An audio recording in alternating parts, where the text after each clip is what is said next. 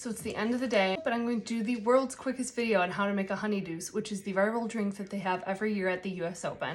It's gonna be a little loosey-goosey, but it's gonna include Grey Goosey, so it's gonna be delicious. First things first, the recipe asks you to chill your cups. I didn't do that because again, we're doing this on the fly. I'm just gonna put in a bunch of ice.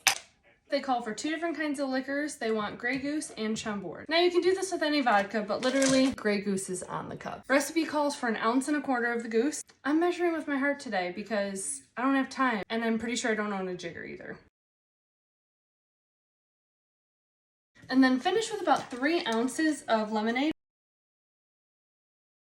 I have a straw for each. The garnish is arguably the hardest part of the drink, but so satisfying once you figure it out. To give you an idea of what the end goal is, this is a melon baller, and we're going to make little melon ball garnishes that look like tennis balls. Now this is the best tip I can give you because this is actually trickier than it looks. You're not trying to scoop a ball out per se. First press straight in, you'll see some of the juice come out of the little hole on the top, that's the point. And then work around the piece that you've already kind of shaped. Don't try scooping until you've got it completely formed.